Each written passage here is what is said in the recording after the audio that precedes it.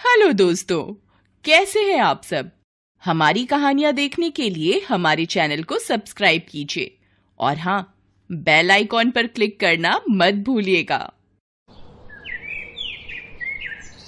गायत्री की दो बहुएं थी। बड़ी बहू पारुल जो कि गरीब घर से थी और छोटी बहू हिमानी जो कि अमीर परिवार से थी। गायत्री की दोनों ही बहुएं गर्भवती थी और दोनों को ही 8 महीने पूरे हो चुके थे। इस खुशी में गायत्री ने अपनी दोनों बहुओं की गोद भराई की रस्म रखी थी। उन दोनों के मायके वाले उनके लिए तोहफे लेकर आते हैं। जहाँ हिमानी की अमीर माँ गरीब बहू पारुल की गरीब माँ को गरीबी का ताना कसते हुए कहती है, ये क्या, अपनी बेटी की गोद भराई में तुम ये क्या 1 किलो का घी का डिब्बा लेकर आ गई? भला ये कोई तोहफा होता है? एक मुझे देखो, मैं अपनी बेटी के लिए सोने का हार, महंगे कपड़े, ढेर सारी मिठाइयों और फल फ्रूट्स लेकर आई हूँ। तुम्हारी तरह नहीं, 1 किलो घी उठाया और आ गई बेटी की गोद भराई में।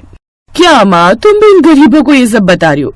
फिर उन दोनों की सास गायत्री बोली, ये सब बातें छोड़िए ना बहन जी और यहाँ आकर बैठ जाइए, मैं अभी कुछ नाश्ता पानी लाती हूँ।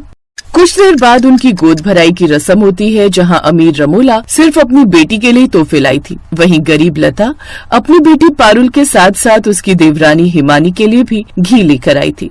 ले बेटी, ये घी तेरे लिए। गैया जो रोज रोज थोड़ा थोड़ा दूध देती है, उसी के माखन का घी बनाना शुरू कर दिया था। तुम दोनों के लिए जब से ये खुशखबरी मिली थी। नहीं नहीं नहीं नहीं, मैं ये लोकल घी नहीं खाती, बल्कि ब्रांड का ही घी खाती हूँ। मुझे नहीं खाना ये, आप इसे ले जाइए। अच्छा देखो, ये मैं तुम्हारे होने वाले बच्चे के लिए मॉल से महंगे कपड़े और ये खिलौने लेकर आई थी। ओ माँ, लेकिन इन सब की क्या जरूरत थी? अरे मेरी बेटी का पहला बच्चा है तो इन सब की जरूरत कैसी नहीं थी? पारुल बेटा, मैं तुम दोनों के लिए ये गोंद के लड्डू बना कर लाई थी। इस हालत में ये खाना सेहत के लिए अच्छा होता है। हिमानी बेटी, तुम भी खा लेना। नहीं नहीं नहीं नहीं, मैं ये सब नहीं खाती। ठीक है बेटी, जैसा तुम्हें ठीक लगे। वैसे पारुल बेटी, इस हालत में भी घर के काम करती रहना, इससे हमारा शरीर ज्यादा ठीक हो जाता है और बच्चा होने में आसानी होती है। यही बात तो मैं दोनों बहुओं को समझाती हूँ बहन जी, लेकिन मेरी बेटी को काम करने की कोई जरूरत नहीं है। तुम तो बेटी बस आराम करना। माँ, तुम कितनी अच्छी हो, मुझे कितना समझती हो। नहीं तो मेरी ये सास तो हर वक्त मेरे पीछे ही पड़ी रहती है कि बहू ये कर ले, वो कर ले। तू चिंता मत कर, तेरी माँ अमीर घर की है, मैं तुझे किसी भी चीज की कमी नहीं होने दूंगी। इसी तरह खट्टी मीठी नोक-झोंक के साथ दोनों बहुओं की गोद भराई हो जाती है और सब मेहमान वापस चले जाते हैं। कुछ दिन बाद रमोला अपनी बेटी के लिए ट्रक भरकर सामान भिजवाती है, जिसमें बच्चे का पालना, उसके कपड़े, खिलौने और अलमारी जैसी खूब सारी चीजें होती हैं। अपने अमीर मायके का ये रुतबा देख अब हिमानी और भी घमंड में रहने लगती है। वो घर के किसी काम को हाथ नहीं लगाती, जबकि गरीब बहू पारुल अभी भी घर के सारे काम अकेले ही करती है। मेरी बड़ी बहू भी गाय है गाय, जेठानी होकर भी सारा काम खुद ही करती है। और एक मेरी वो अमीर बहू, उसे तो आराम करने से ही फुर्सत नहीं है। सारा दिन ऐसे ही बिस्तर पर पड़ी रहती है जैसा बच्चा जन्ने वाली है इस दुनिया की पहली औरत है।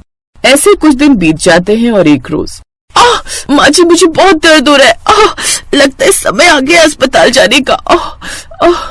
तू चिंता मत कर बहू, मैं अभी अशोक को फोन कर देती हूँ, हम तुझे अस्पताल लेकर चलते हैं।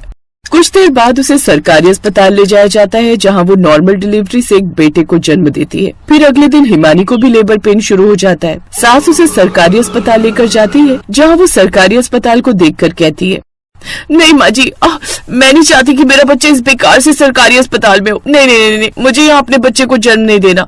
मैं कल को फोटो सोशल मीडिया पर डालूंगी तो मेरी फ्रेंड्स क्या कहेंगी। मैं अभी अपनी माँ को फोन करती हूँ, वही मुझे प्राइवेट हॉस्पिटल ले जाएगी। नहीं नहीं, मैं अंकुर को बोलती हूँ, वो वहाँ से अकाउंट में पैसे भेज देगा। तेरी डिलीवरी प्राइवेट में ही होगी। सास उसे प्राइवेट हॉस्पिटल ले जाती है, जहाँ ऑपरेशन से उसका बच्चा होता है और पूरे 1 लाख का बिल बन जाता है। दोनों बहुओं की डिलीवरी की खबर मिलते ही उन दोनों की माँ वहाँ आ जाती है, जहाँ अमीर बहू की माँ उससे मिलकर वहाँ से निकल जाती है। वही गरीब बहू की माँ गायत्री से कहती है, मैं जानती हूँ बहन जी, आपकी दोनों बच्चों की देखभाल के लिए मुश्किल हो गई, इसलिए आपकी मदद के लिए मैं कुछ दिन यहीं रहूँगी।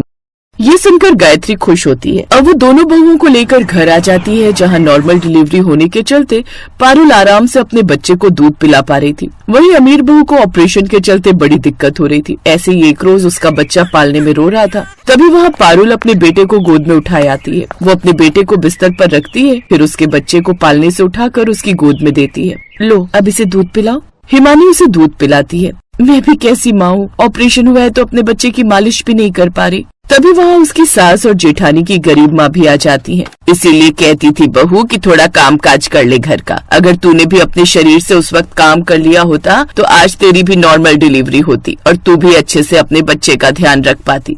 खैर कोई नहीं, तुम चिंता मत करो बेटी, मैं हूँ ना। अब मैं तुम्हारे बच्चे की मालिश भी कर दिया करूँगी। मुझे माफ कर दीजिए, अगर मैं उस वक्त माँ जी आपकी बात सुन लेती तो आज मेरी भी नॉर्मल डिलीवरी होती। कुछ दिन बाद रमोला अपनी बेटी से मिलने आती है तो हिमानी उसे अच्छे से सुनाती है। कोई जरूरत नहीं है माँ ये सब नाटक करने की। जब मुझे तुम्हारी जरूरत थी तब तुम कहाँ थी? उस वक्त तो आप अस्पताल से देखते ही ऐसे भाग गई कि कहीं आपको और भाभी को मेरी और मेरे बच्चे की सेवा न करनी पड़े। और आज जब मैं और मेरा बच्चा एकदम ठीक हो गए तब आप आई हैं 2 महीने के बाद। अब आपके इस झूठे प्यार की जरूरत नहीं है हमें। अब रमोला को अपनी गलती का एहसास होता है और वो सबसे माफी मांगती है। अब वो अपनी अमीरी का घमंड नहीं दिखाती। अब अमीर बहू भी अपनी गरीब जेठानी के साथ खुशी खुशी रहती है।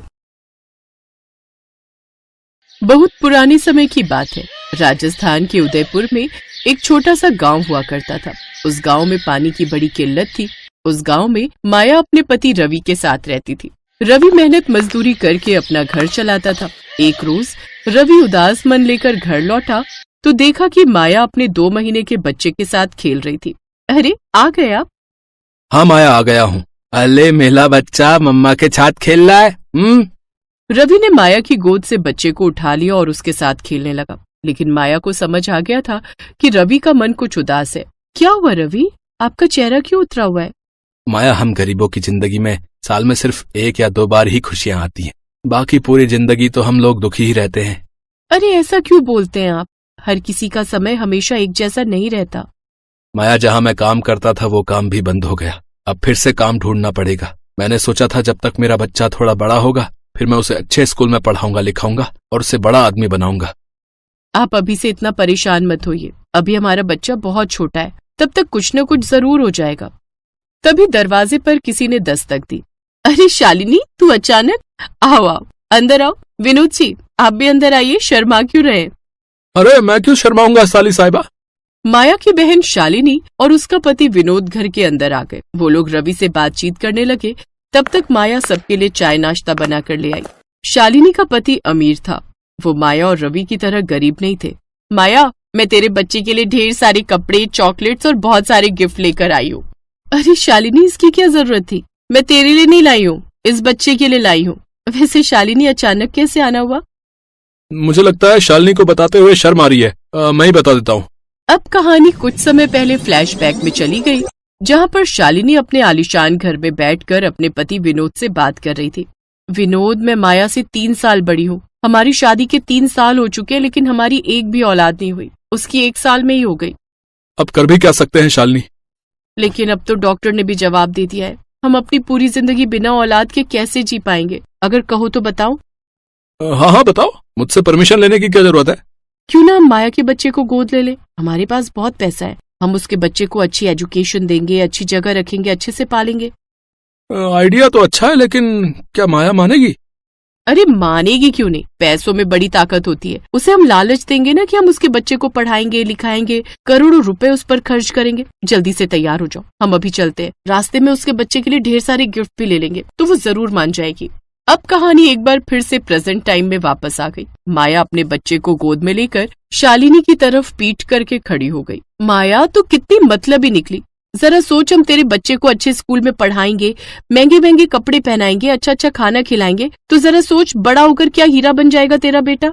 शालिनी, मैंने तेरे बारे में ऐसा नहीं सोचा था। तूने ये कैसे सोच लिया कि पैसों के लालच में मैं तुझे अपना बेटा दे दूंगी? प्यार और ममता की दौलत से बढ़कर कोई दौलत नहीं होती। ये बड़ी बड़ी बातें ना सिर्फ फिल्मों में ही अच्छी लगती है माया। अगर तूने हमें अपना बच्चा गोद नहीं दिया तो हम आज के बाद तेरी कोई मदद नहीं करेंगे। तो हर बार मुझसे पैसों की मदद मांगती थी ना, अब मैं तेरी कोई मदद नहीं करूंगी। इससे पहले कि माया कुछ बोल पाती, उसका पति रवि बोला। देखिए, मुझे तो पता ही नहीं था कि माया आप लोगों से पैसे की मदद मांगती थी। हम अपने बच्चे को नहीं दे सकते। हमसे जितना हो पाएगा उतना हम अपने बच्चे के लिए करेंगे। हमें किसी की मदद की जरूरत नहीं। शालिनी, चलो यहाँ से। इन गरीब लोगों को बड़ी बड़ी बातें करने के अलावा कुछ नहीं आता। इतने में शालिनी ने गुस्से में माया की गोद से उसका बच्चा छीना और वहाँ से भागने लगी। पीछे पीछे विनोद भी भागने लगा। उसने जल्दी से अपनी कार स्टार्ट की और बच्चे को लेकर वहाँ से भाग गए। माया और रवि बहुत परेशान हो गए। रवि, हमारा बच्चा लेकर भाग गए वो लोग। रवि हमारे बच्चे को बचाओ, उसे जल्दी से लेकर आओ मेरे पास, वरना मैं मर जाऊंगी। वो तुम्हारी बहन है, कोई किडनैपर नहीं है। मैं शाम को जाऊंगा, अपने बच्चों को लेकर आऊंगा। माया अपने बच्चे की याद में रोने लगी। वो एक पल के लिए भी अपने बच्चे को अपनी पलकों के सामने से नहीं हटाती थी। खैर, शाम को रवि विनोद के घर के बाहर पहुंचा। उसका घर बहुत आलीशान था। बाहर सिक्योरिटी गार्ड लगे हुए थे। जैसे रवि घर के अंदर जाने लगा, सिक्योरिटी गार्ड ने उसे रोक लिया। ओए भिखारी, कहाँ घुसा जा रहा है? अरे ये आप कैसी बातें कर रहे हैं? ये मेरे बहनोई का घर है, मुझे जाने दीजिए। हाँ हाँ पता है, उन दोनों ने ही मना किया था कि तुम्हें अंदर न आने दें। उन्होंने ये भी कहा था कि अगर जिद करे तो उसकी टांगे तोड़ देना। रवि की आवाज सुनकर उसका बच्चा घर के अंदर जोर जोर से रोने लगा। वो शायद अपने पिता की आवाज पहचान गया था। रवि ने भी उसकी आवाज सुन ली। मेरा बच्चा रो रहा है, मुझे अंदर जाने दो। मैं आ रहा हूँ मेरे बेटे, फिक्र मत कर, तेरा बाप आ गया है। जब रवि ज्यादा जिद करने लगा तब सिक्योरिटी गार्ड वालों ने उसे बहुत मारा। रवि को बहुत चोट आ गई और वो घर लौट आया। माया उसे देखकर गुस्से से लाल हो गई। ऐसी बहन होने से तो अच्छा 1 करोड़ दुश्मन पाल लो। देखो क्या हालत कर दी आपकी उन लोगों ने। कोई बहन ऐसा करती है क्या? आप यहीं आराम करो, मैं अभी जाती हूँ, अपने बच्चे को लेकर आती हूँ, देखती हूँ मुझे कौन हाथ लगाता है। माया पैदल ही दौड़ते दौड़ते शालिनी के बंगले के बाहर पहुंच गई। गार्ड उसे पहचान गया। इससे पहले कि गार्ड उसे रोकता, माया बोली, अगर एक औरत को तुमने हाथ लगाने की भी कोशिश की तो जिंदगी भर जेल में सड़ते रहोगे। ऐसी धाराएं लगा दूंगी। मुझे छूने की कोशिश मत करना। मैं अपनी बहन के घर जा रही हूँ, किसी दूसरे के घर नहीं। सिक्योरिटी गार्ड्स माया को देखकर डर गए और उसे घर के अंदर जाने दिया। माया सीधे अपने बच्चे की आवाज सुनकर उसके कमरे में पहुंच गई और बच्चे को उठाकर वहां से जाने लगी। पर तभी वहां पर विनोद और शालिनी आ गए। इतने में माया ने किचन से कुछ बर्तन उठाए और फेंक फेंक कर शालिनी और विनोद की खोपड़ी तोड़ दी। रुक जा शालिनी, रुक जा, अभी वो बहुत गुस्से में लग रही है। मेरी तरफ अगर बढ़ने की कोशिश भी की तो या तो मैं अपने बच्चे के साथ खुद मर जाऊंगी या तुम दोनों को मार डालूंगी यहीं पर। अभी तक तुम लोगों ने मेरी ममता देखी है, नफरत नहीं। माया अपने बच्चे को लेकर अपनी झोपड़ी में वापस आ गई।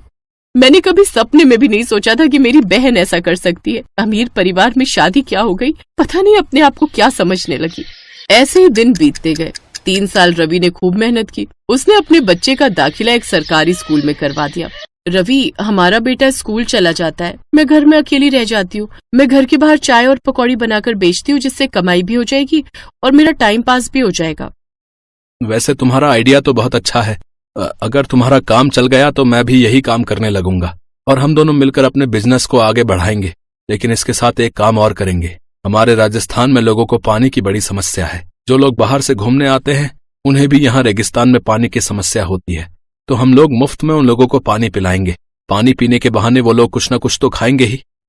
बिल्कुल सही कहा आपने। अगले दिन से माया ने घर के बाहर चाय पकौड़ी बेचना शुरू कर दिया और मुसाफिरों को मुफ्त में पानी पिलाना भी शुरू कर दिया। इस वजह से लोग अब उसकी दुकान पर खूब आने लगे और सुबह से लेकर शाम तक उसकी दुकान पर भीड़ ही लगी रहती थी। माया के हाथों से बने पकौड़े खाकर लोगों का मन तृप्त हो जाता था। जब उसकी दुकान खूब चलने लगी तो रवि ने भी दूसरे की नौकरी करना छोड़ खुद ही घर के बाहर एक छोटा सा ढाबा खोल लिया, जिसमें वो लोगों को 50 रुपए में भरपेट खाना खिलाने लगा। ऐसे करते करते 12 साल बीत गए और उनका बेटा नीरज अब बड़ा हो गया। एक दिन वो बहुत खुशी खुशी अपने घर लौटा। माँ, पापा, मैंने इंटर के एग्जाम में टॉप किया है। मुझे बहुत बड़े कॉलेज की तरफ से एक बहुत बड़ा ऑफर मिला है। मैं उस कॉलेज से कोई भी डिग्री मुफ्त में कर सकता हूँ। देखा माया, मैंने कहा था ना कि हमारा बेटा एक दिन हमारा नाम जरूर रोशन करेगा। पापा, मैं MBA करूंगा और आपके बिजनेस को बहुत बड़ा बनाऊंगा। नीरज ने MBA करने के बाद अपने माँ बाप का बिजनेस बढ़ाया और सिर्फ 5 साल के अंदर वो बहुत बड़े होटल का मालिक बन गया। माया की बहन उसके पास आई और दोनों ने माया और उसके पति से माफी मांग ली। अब सब लोग खुशी खुशी रहने लगे। हेलो दोस्तों, कैसे हैं आप सब? हमारी कहानियां देखने के लिए हमारे चैनल को सब्सक्राइब कीजिए और हाँ, बेल आइकॉन पर क्लिक करना मत भूलिएगा।